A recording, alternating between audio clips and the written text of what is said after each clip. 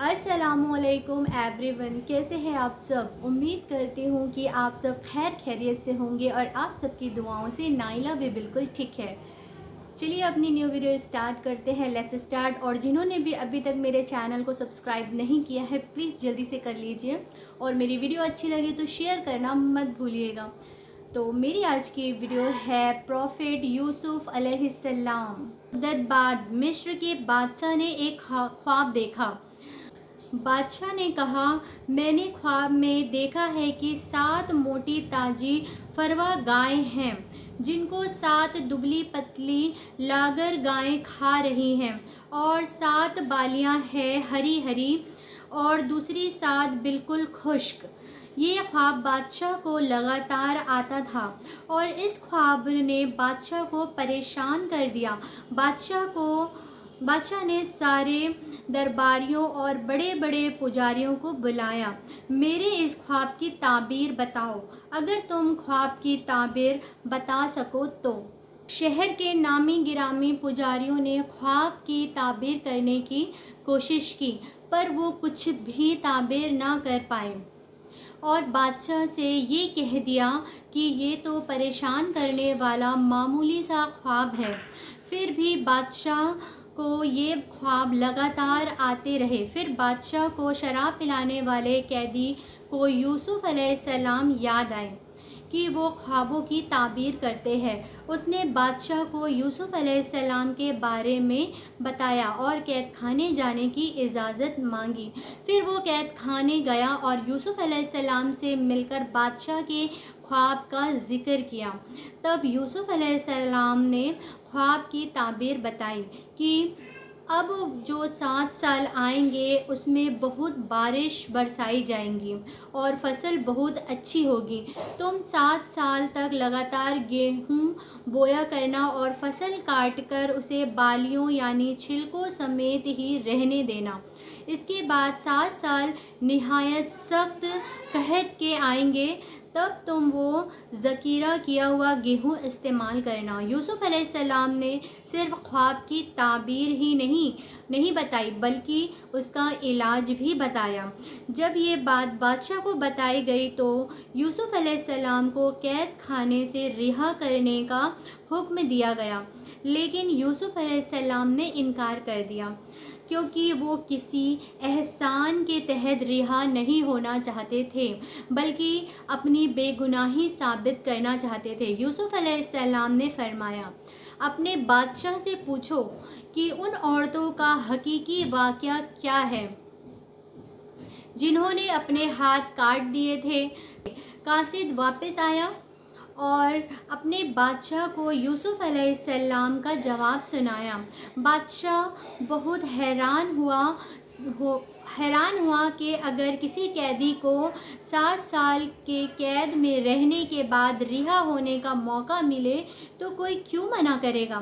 بادشاہ نے ان ساری عورتوں کو اکٹھا کروایا اور ان سے اس واقعے کی صحیح حقیقت پوچھی۔ ان سب نے جواب دیا کہ ہم نے اپنے طور سے یوسف کو بہکانے کی کوشش کی، پر ہم نے اس میں کوئی برائی نہیں پائی۔ زلیخا نے بھی اپنے سچ کا اظہار کیا کہ اسی نے یوسف علیہ السلام کو بہکانے کی کوشش کی تھی۔ اس سے یوسف علیہ السلام کی بے گناہی ثابت ہوئی اور بادشاہ کی نظر میں یوسف علیہ السلام کی عزت اور بڑھ گئی۔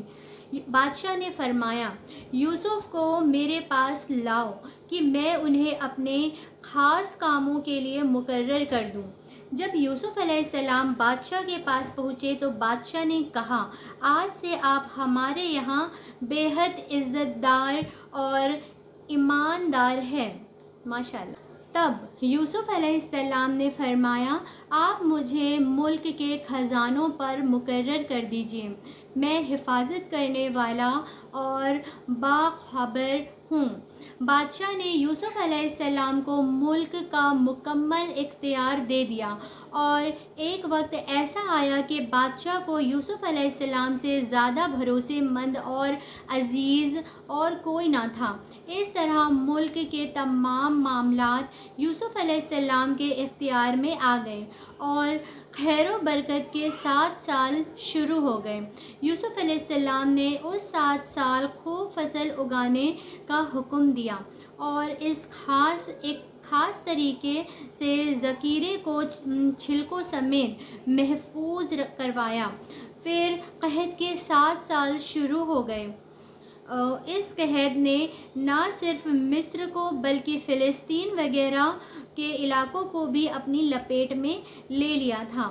اب کیونکہ مصر بہت خوشحال تھا اور یوسف علیہ السلام نے 7 سال گیہوں بچا کر رکھا تھا، اس لیے لوگ مصر آنے لگے۔ فلسطین میں بھی قحط کی وجہ سے فصل ہونا بند ہو گئی۔ یعقوب علیہ السلام اور ان کے بیٹوں تک بھی قحط کے اثرات پہنچ گئے۔ ان کے علاقوں میں نہ فصل ہوتی تھی نہ غلہ ملتا بھی تھا تو بہت مہنگا۔ وہاں خبر پہنچی کہ مصر میں پرانی قیمت پر اناج مل رہا ہے، اس لیے قافلوں کے قافلے فلسطین سے مصر آنے لگے۔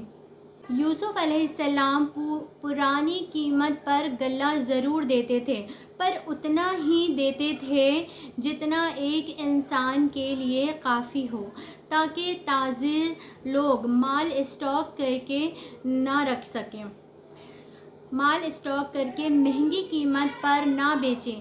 اس لیے غلہ خریدتے وقت سارے گھر والوں کو ساتھ لانا ضروری ہوتا تھا، اور اسی طرح یوسف علیہ السلام کے سارے بھائیوں نے مصر جانے کا ارادہ کر لیا تاکہ اپنے گھر کے لیے گیہوں لا سکیں۔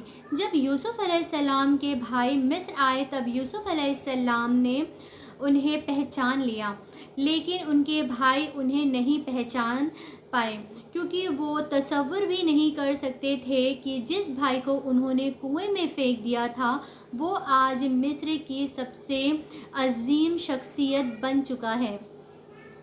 یوسف علیہ السلام نے ان کی بہت اچھے سے خاطرداری کی اور ان سے ان کے باپ کے بارے میں پوچھا۔ پھر تفتیش کے بہانے پوچھا کہ کیا ان کا کوئی اور بھائی بھی ہے۔ بھائیوں نے بتایا کہ ان کا ایک اور بھائی بھی ہے، بنیامین، جس کو ان کے باپ اپنے سے دور نہیں کرتے۔ یوسف علیہ السلام نے انہیں اس سال کی گندم دے دی، لیکن یہ شرط رکھ دی کہ اگلے سال وہ لوگ بنیامین کو بھی ساتھ لے کر آئیں، ورنہ انہیں گندم نہیں ملے گی۔ یہ اس لیے کیونکہ یوسف علیہ السلام اپنے سگے بھائی بنیامین سے ملنا چاہتے تھے۔ پھر جن پیسوں سے انہوں نے گیہوں خریدا تھا، یوسف علیہ السلام نے اپنے خدمت داروں سے کہا کہ ان کی پونجی انہی کے سامان میں واپس رکھ دو۔